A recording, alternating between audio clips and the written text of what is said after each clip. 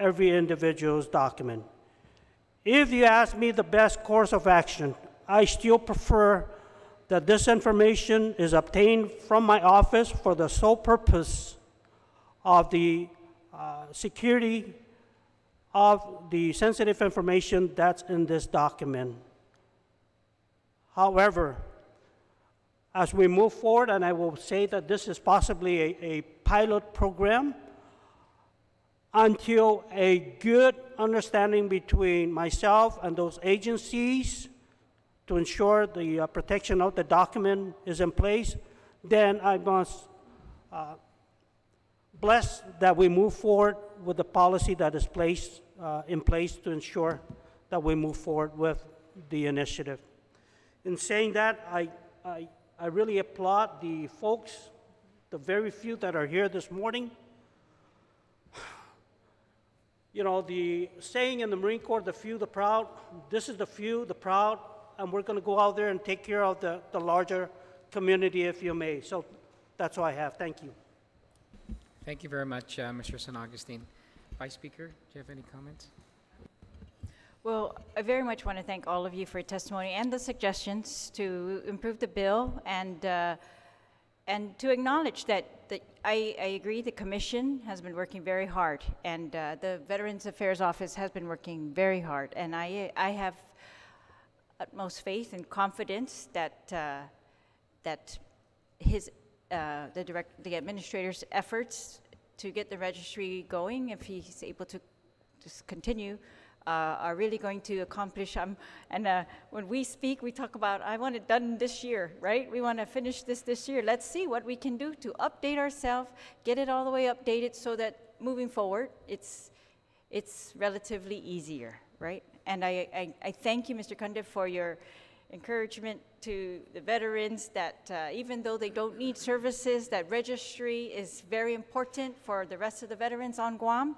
And it's really a continued service to the rest of the veterans. And I know the Commission recognizes this, and you're working on behalf of all of them, whether they're active or they're not in our organizations. But, and I'm just trying to do the same, just seeing what we can do to assist him in his efforts at the Veterans Affairs Administration in Guam.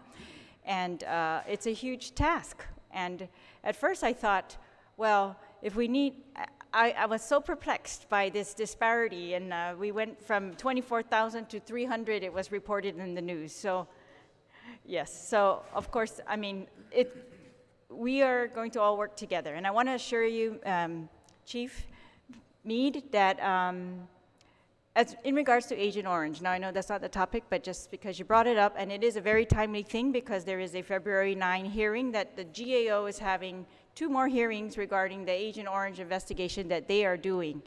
And they want to talk to veterans who were on Guam or are on Guam. So on February 9, they're having a hearing in the United States, and they have promised an additional hearing on Guam. And I intend to work with the chairperson to do everything that we can possible to accommodate that hearing being, it might be over a long distance telephone or whatever they decide to do. They haven't sent us the final notice of the hearing to take place on Guam. But I hope that we will assist them. We will open up the legislature if we have to allow veterans to come in and use that long distance technology or whatever else that they decide, how they decide to set it up. But I just want to assure you too that it was in the first month we were in office, January 2017, when the EPA had made notice that they were going to investigate and check whether they could detect Agent Orange on Guam. So I've written them a letter to follow up on what are the results of their investigation. And of course we did the resolution soon after that. And the resolution was to support a bill in Congress that would recognize that the veterans on Guam were exposed to Agent Orange and to compensate them as part of the Agent Orange compensation that they are allowing for other vicinities.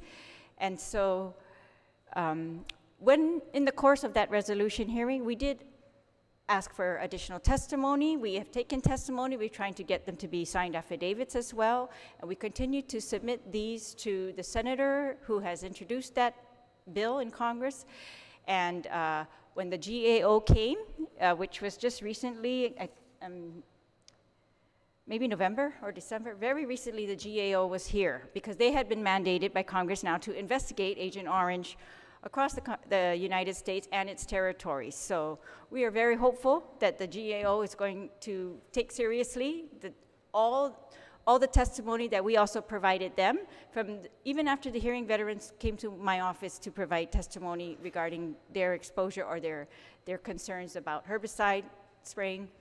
And so we collected all that information and with their consent gave it to the GAO as well. And we continue to follow up with GAO. So I know that we had a very active meeting with them, the senators, and there were many senators involved. So I think we are very confident that we will do our best. I am very confident. I'm going to do my best, especially in this last hearing by GAO.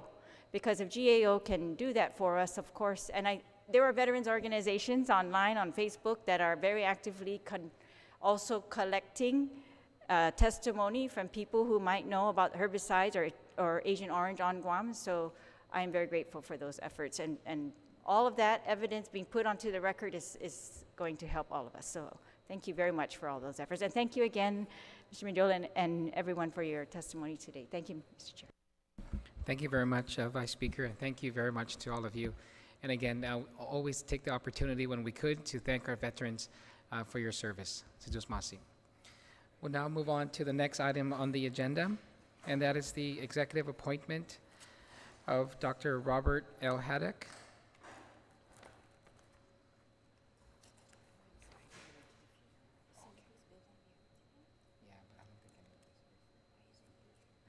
So we'll just continue.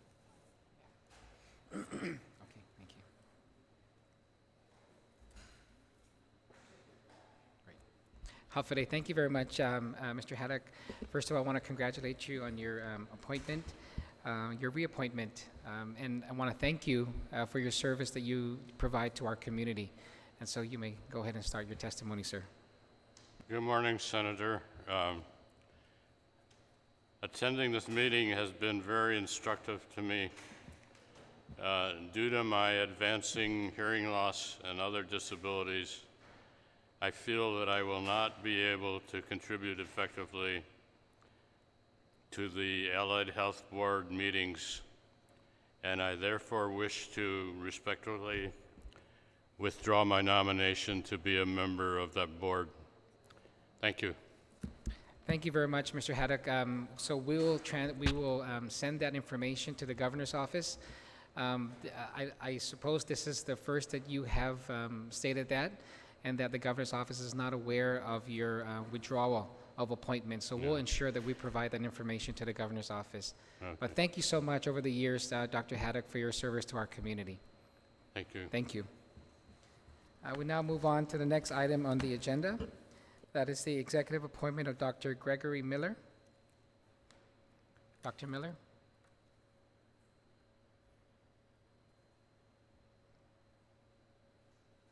Hafide, sir. Congratulations again on your reappointment. Thank you, Senator. So I didn't provide any testimony. This is my third reappointment for this style. We used to just be appointed at large, but actually, if you have any questions, I'd be happy to answer them. So. Well, no, Doc, I know that this Allied Health Board is a very busy board. You have a lot of disciplines that are under this board, and I know one of the challenges you face is the licensing office, the inadequate resources. And one of the items on the agenda on this bill is a bill that we introduced to kind of provide some sort of relief to the health professional licensing office. And so we've worked with some members of the board, your board and other boards, to come up with this piece of legislation. So we look forward to addressing this as well and moving this forward and providing the help that is needed. The only thing I do want to ask you, Doc, is that current law mandates the establishment of the Healing Arts Commission, and that's something that has not been impaneled. And these are the different board chairmen of the different boards under the Health Planning Office. We have on several occasions submitted communication with the governor's office to get them to impanel this commission. We see the value in it is that the different boards come together and really discuss the issues that are faced with the licensing office, and that's something that I would encourage you as the Allied Health Board. I believe you're the chairman. I'm vice chair. You're vice chairman. To pursue that, to have the governor's office pursue that, because that's where it needs to come from.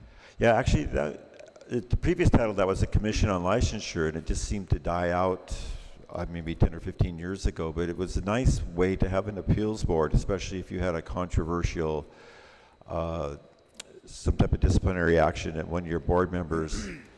You could take it up a level, and then I think it would be nice, because then you would have people other than the allied health people from all professions could sit down and listen to the appeal. Okay. So yeah, I would be really interested in that, as would I think the chair, Dr. Balahaja. And I'm hoping I'm able to stay long enough to put in my 2 cents for the bill for the funding of the Health Professional Licensures Office. Ironically, I have an allied health meeting in about 45 minutes, but I look forward to serving for you guys. Great. Thank you very much, Doc. And I don't believe we have any written testimony from the Allied Health Board, and so since you do have a meeting in 45 minutes, I would request that the board address this bill and provide written testimony, Okay. Whether in support or in opposition, or whatever type of information you can provide, so we can move this bill forward. I'll bring that up. Thank you very much, Doc. Okay, Thank you. We'll keep the record open on your appointment, and also the appointment of Dr. The other appointment has been now being withdrawn. So we'll now move on to the executive appointment of Ms. Catherine St-Nicholas. We do have several individuals who wish to provide testimony. I'd like to call them up, or if you do wish to provide testimony, please come forward.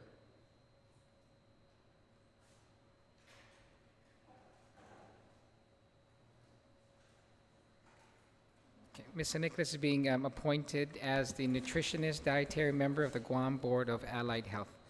And so we'll go ahead and start from my left. Just state your name, please. Okay. Hafaday, Senator Rodriguez. Thank you for hearing this testimony. My name is Rose Calvo, registered dietitian of Payless Markets, and I am here in support of the executive appointment of Ms. Catherine St-Nicholas as the nutritionist dietary member of the Guam Board of Allied Health. I will be reading testimony of Dr. Tanisha Afligui, assistant professor and nutrition programs coordinator of the University of Guam, who could not be present today. Ms. St-Nicholas has played a critical role in building capacity in Guam by being the mentor and preceptor for aspiring registered dietitian nutritionists like Dr. Afligui and myself. As Guam Memorial Hospital Authority's dietary administrator, she was Dr. Afligui's preceptor in a dietetic internship, where she gained experience in both the food industry and clinical dietetics that advanced her career from a special diet assistant to dietetic technician and ultimately a registered dietitian nutritionist. Working with Ms. St-Nicholas has also influenced Dr. Afligui's commitment to lifelong learning, as she was able to earn certification as a dietary manager before becoming a dietitian, as well as a food protection professional and ServSafe. Ms. St-Nicholas continues to contribute in guiding registered dietitian nutritionists, being one of the first Chamorro homegrown dietitians, and therefore would be a valuable member of the Guam Board of Allied Health. This concludes Dr. Afligui's testimony. Thank you for the opportunity to demonstrate our support for Ms. St-Nicholas. Thank you very much, Ms. Calvo. Ma'am? Good morning, Senator. My name is Julieta Vargas. I'm one of the dietitians here in Guam. I work for the U.S. Renal Care as a renal dialysis dietitian. I'm just here to give my support and to seek the approval of the legislature for Ms. San Nicolas to sit in the board of the allied health profession. That's it. Thank you very much, ma'am. Thank you. We'll go ahead to.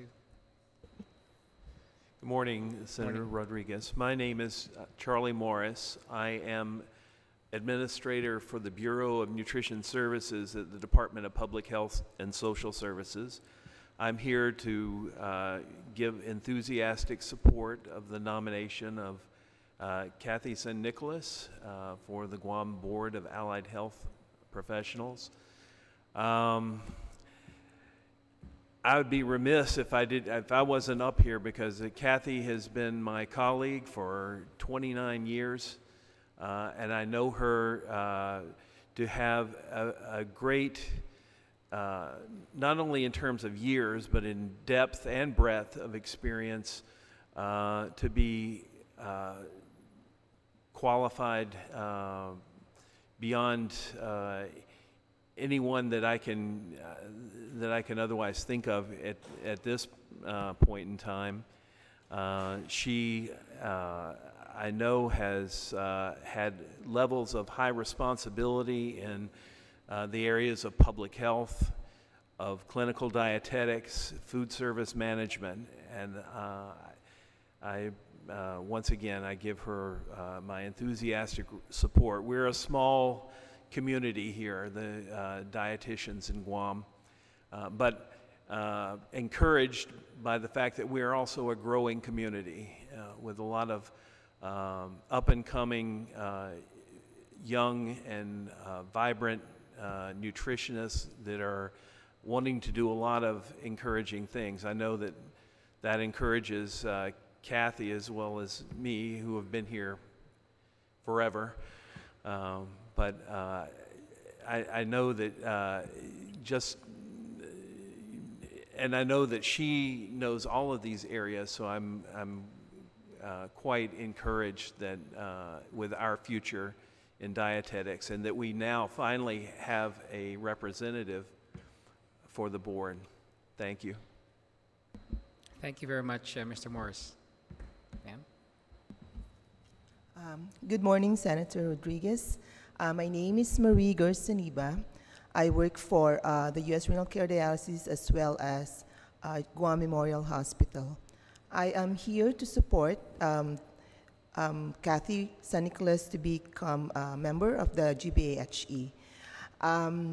Going back 18 years ago, we were hired from the Philippines, and Kathy was our head at that time for Guam Memorial Hospital.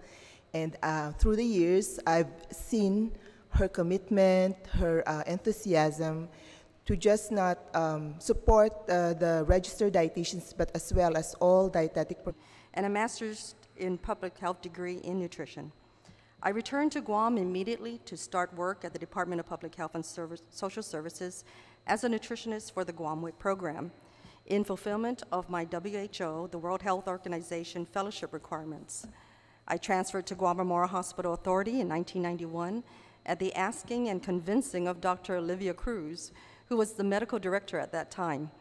She basically threw the guilt trip on me, explaining that it was essential to have me staffed at GMH over public health because of my RD credential would meet the Joint Commission standard for a qualified dietitian for the hospital's dietary department. And she was right. However, the licensure of dietitians and nutritionists had not been established at that time.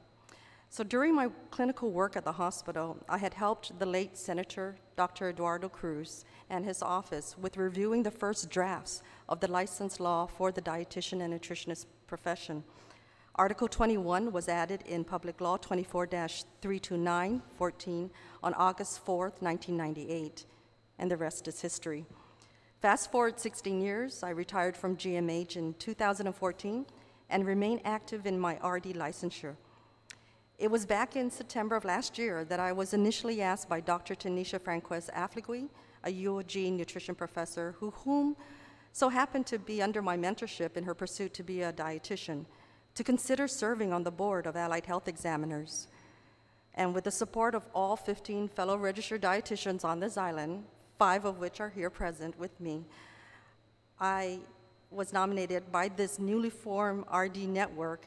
With a blink of an eye from dietitian Charlie Morris, he drafted the nomination letter to the governor, and from which dietitian Juliet Vargas visited each RD-employed facility on this island to gather signatures from our fellow dietitians. I was not only touched by the immense support of my colleagues, but felt a sense of purpose to represent the profession and to fill the seat of the dietitian nutritionist that had been vacant for over a decade. So why would I want to serve on the board?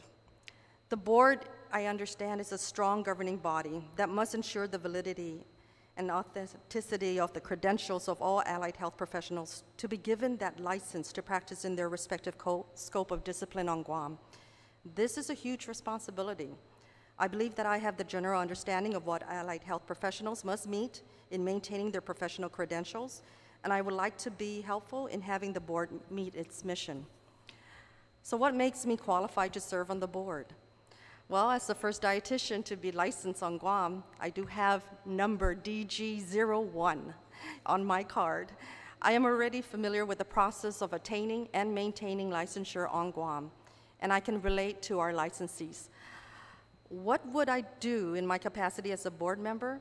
Specifically speaking on my experience, knowledge, and skills, I would want to help our medical and healthcare clinics, centers, and hospitals bring in legitimate professionals in the field in a timely manner.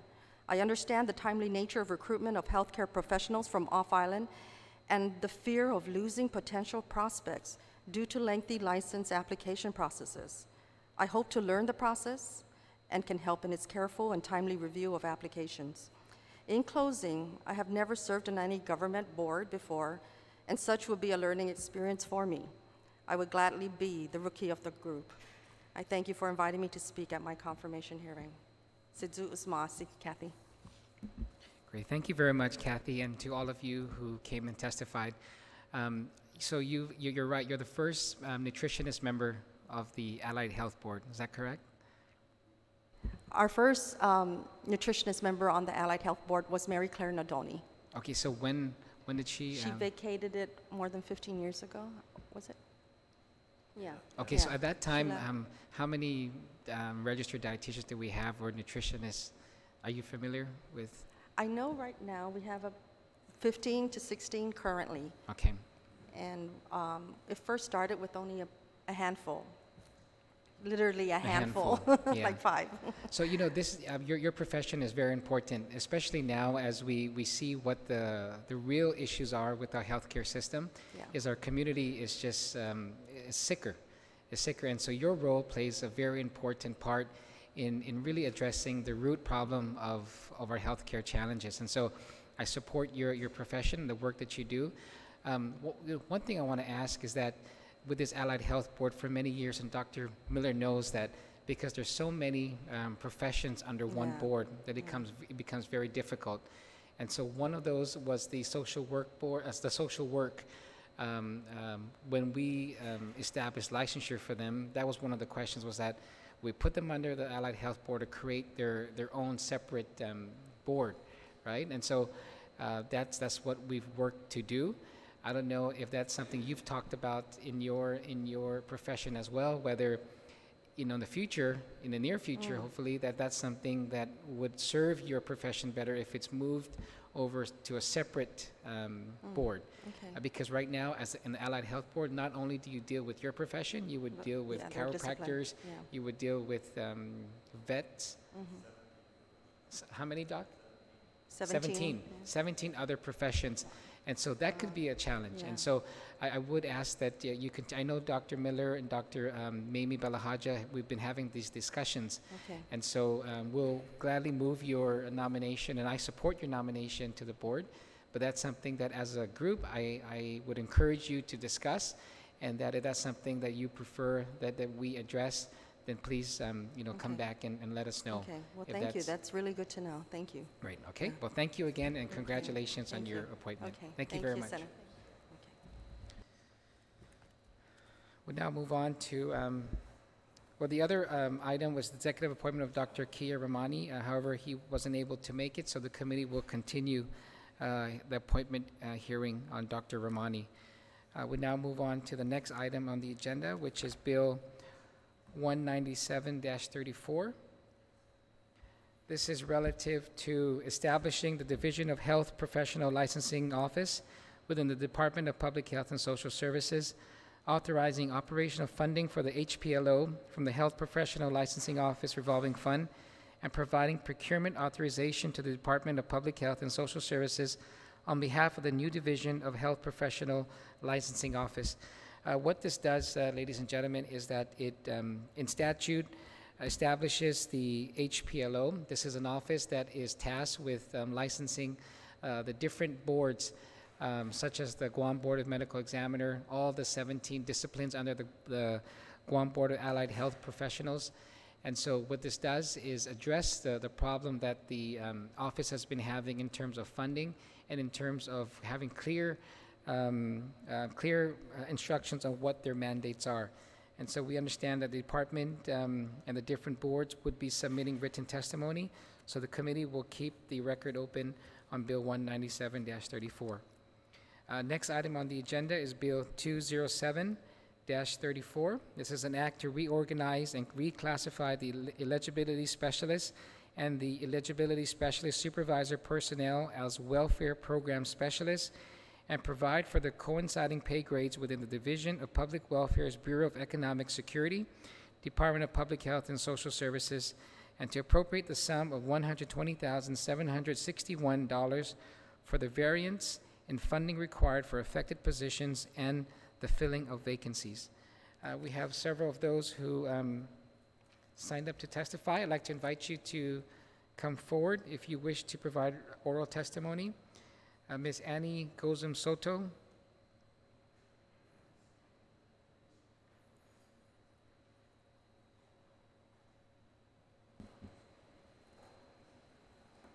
Okay, we'll have the administrator be first, ma'am. Good morning, Honorable Senator Rodriguez. I'm Annie Gozum Soto, Human Services Program Administrator for the Bureau of Economic Security. I'm here to testify in behalf of my staff, indicating my strong support for the passage of Bill 207-34 corrected to reorganize and reclassify the eligibility specialist and the eligibility specialist supervisor positions within the Division of Public Welfare, Bureau of Economic Security.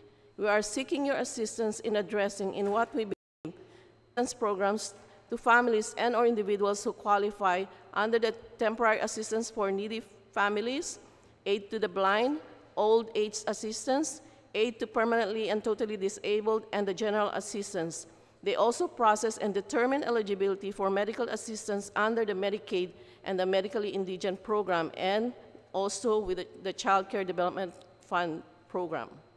As mentioned in the bill, every year, the Bureau of Economic Security, through the eligibility specialists and eligibility specialist supervisors, issue on the average of 110 million of SNAP benefits, 107,664 and $410 of medical cost under the Medicaid and Medically Indigent Program to an estimated 50,000 low-income individuals who are under public assistance. The Bureau has also provided cash benefits of $3,832,908 to over 6,000 recipients. Each month, the Bureau is responsible with the processing of over 5,000 applications, which includes, but not limited to, processing of new applications, processing of renewals, the interview process, processing of periodic change reports, and the regular change reports. Finally, the eligibility specialists and the eligibility specialist supervisors have to attend and resolve issues to over 3,000 office visits and to respond to over 500 calls every month. In fact, there were instances that we took cognizance of calls from your office, governor's office, and other non-governmental offices requesting assistance from the Bureau to expedite processing of applicants of our constituents. Aside from the high number of applicants and recipients to be served, the eligibility specialists and the eligibility specialist supervisors have to deal with the complexities in the processing of applications for benefits under the different programs administered by the Bureau, not like in the past where they were only assigned one specific program to administer and determine eligibility. All Guam eligibility specialists are assigned to process eligibility in all public assistance programs applied for in one generic application. In some other states, they only process SNAP or SNAP GA, and they're not processing Medicaid, but on Guam, the eligibility specialists are processing all programs. This means that an eligibility specialist must be knowledgeable and experienced in all public assistance programs, and not only with specific programs. Thus, they have to research, analyze, and consider applicable rules, regulations, policies, and guidelines in determining eligibility of an applicant applying for benefits under various public assistance programs. The complexities in the job task, coupled with the enormous amounts of applicants and recipients to be served, have caused several eligibility specialists to resign and transfer to high-paying government of Guam job. We conducted an exit interview of the eligibility specialists who left the Bureau, and all confirmed that the primary reason why they are quitting is because of the unreasonable pay. It should be noted that prior to Hayes study, the pay grade for an eligibility specialist 1 is letter H, and letter I for eligibility specialist 2. When the Hayes study was implemented, the pay grade for the eligibility specialist 1 was downgraded to letter G, and the eligibility specialist 2 were downgraded to letter H. The eligibility specialist supervisor's pay grade remains at letter K. Ironically, the pay grade of the customer service rep who works with the Bureau's eligibility specialist and whose job is essentially greeting the public, applying for public assistance, receiving, logging, and delivering documents to the eligibility specialist, their pay grade is H, which is higher than the eligibility specialist 1's letter G. Currently, we only have 4 eligibility specialists in the North, 5 eligibilities in Central, and 2 eligibilities in the South. We have also compared the eligibility specialist pay grade with other positions in the government of Guam and noted that our eligibility specialists are paid lower than those doing less stressful jobs such as nutritionist assistants 1, employment development worker 1, and tax technician.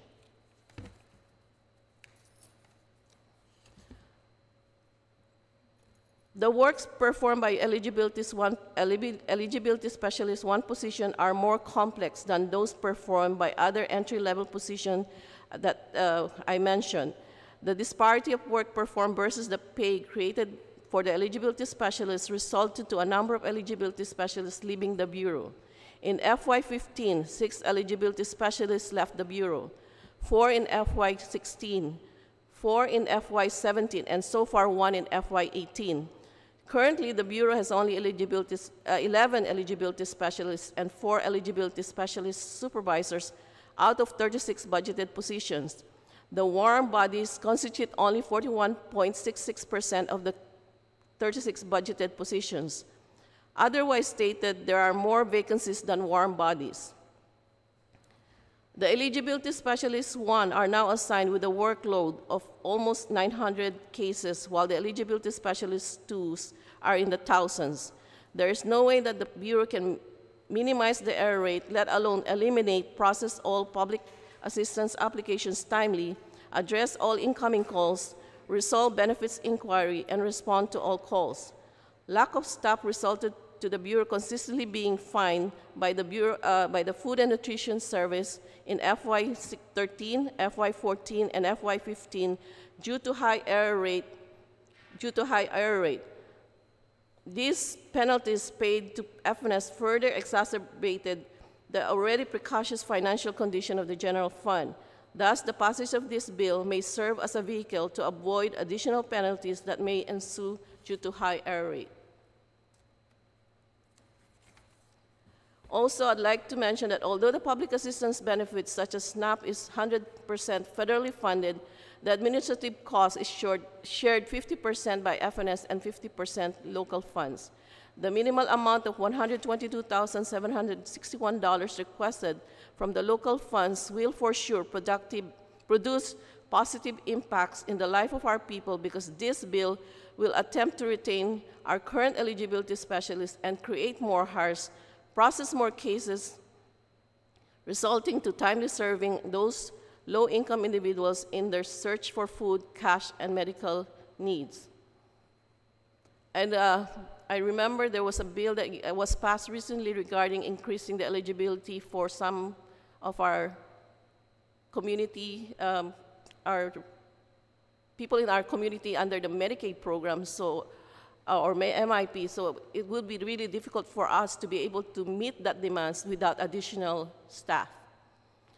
Honorable Senator, on behalf of the department, I submit this testimony to to you, sir, for your utmost consideration. Together with my staff, I fervently hope and pray to please enact this bill for the sake of our hardworking employees and for the island's needy. Thank you very much, Ms. Annie, for your testimony and your service. Thank you very much. Ma'am? Good morning, Senator Rodriguez. My name is Rosie Estrada. I am an eligibility specialist too at Northern.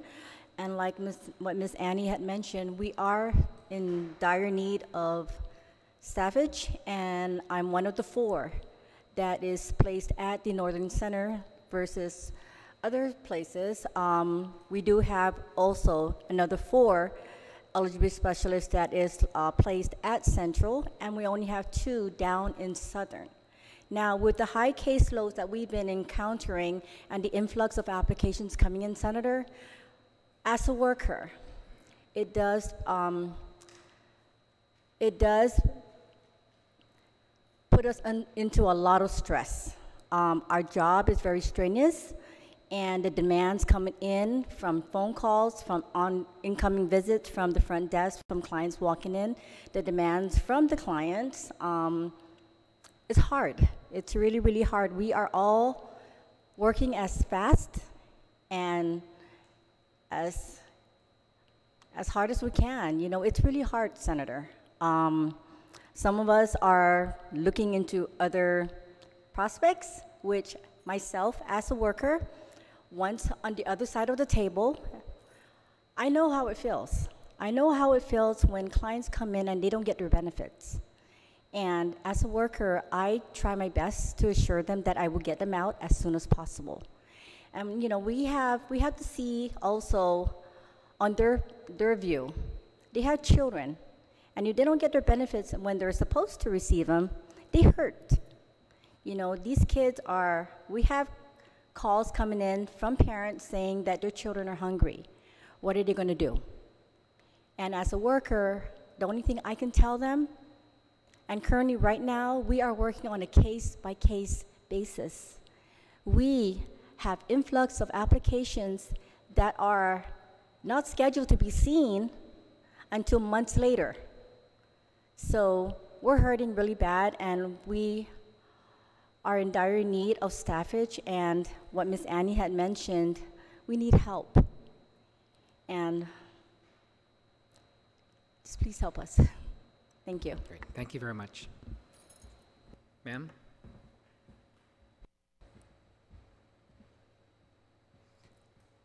Good morning, Senator. My name is Norma Rojas. I'm an eligibility specialist supervisor. I just want to reiterate with the 2. When the Hayes study came around, we were too busy with our cases to do justice to ourselves. So we ended up getting a pay cut. And we were blindly trusting our management to take care of us. We either take care of the clients or we take care of ourselves. Usually we end up being second. Our clients usually come first. When there's presentations from insurance companies for either life or medical or AFLAC, the majority of the time we can't go. We can't spare that hour or 2 to go find out what benefits we're entitled to or that they're offering government of Guam, because we have to take care of our clients. Miss Annie mentioned the programs. We may have only 4 programs: Cash, SNAP, Medicaid, and MIP.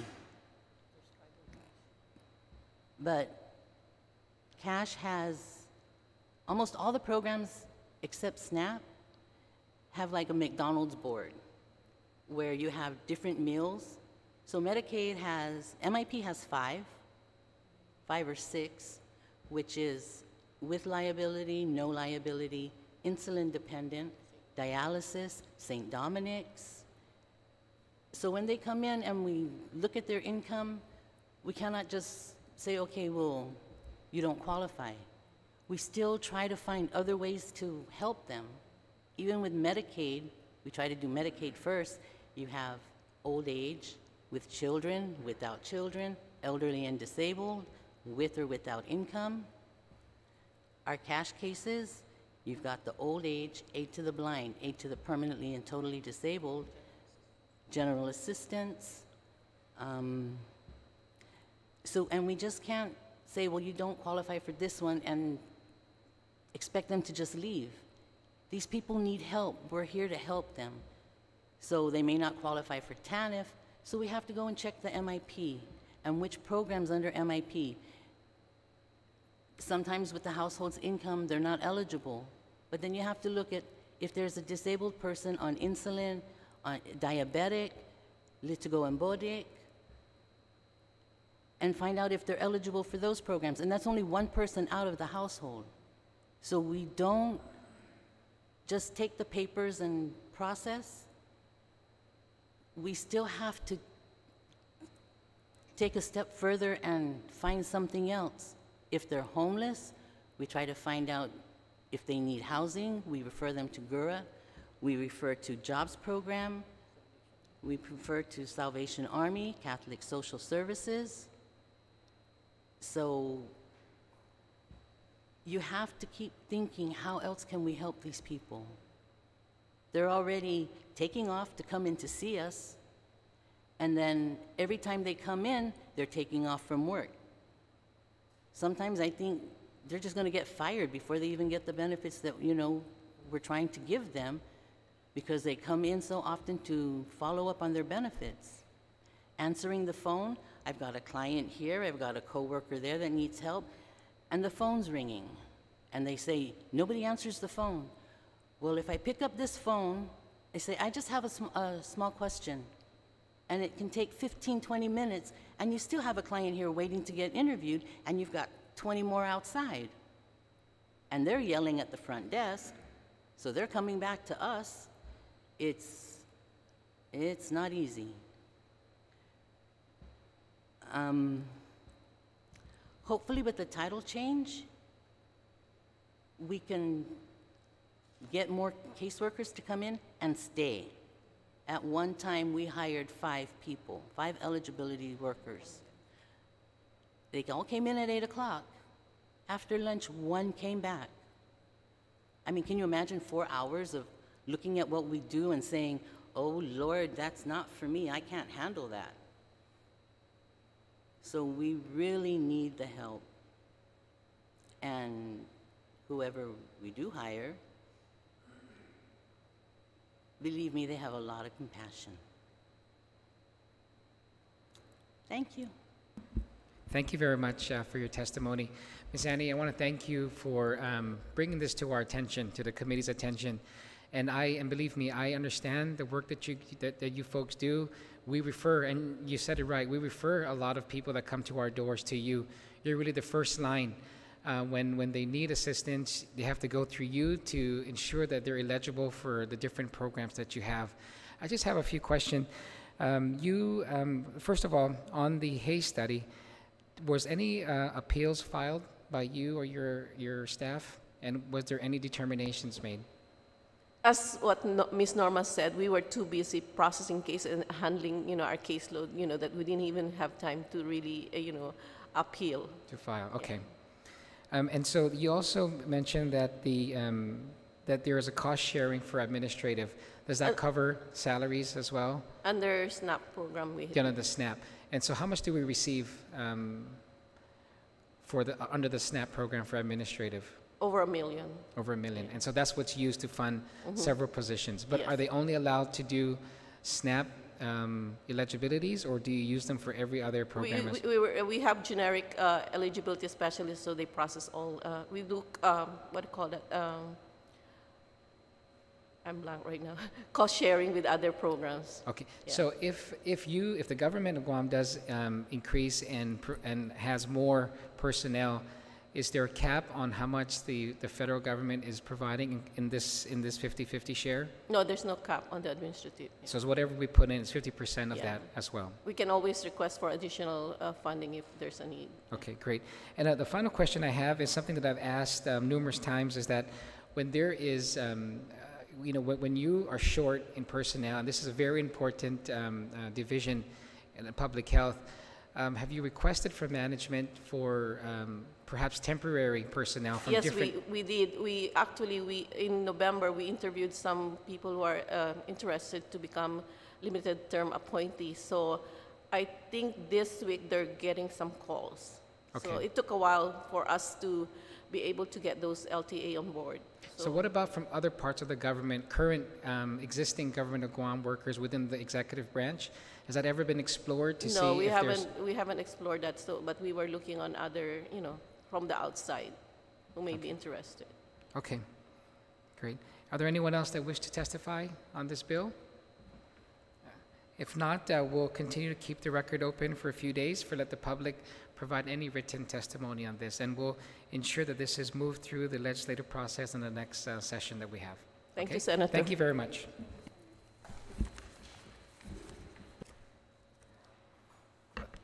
The items of the executive appointment of Dr. Kia Ramani and also the public hearing on Bill 153-34 will be continued by the committee.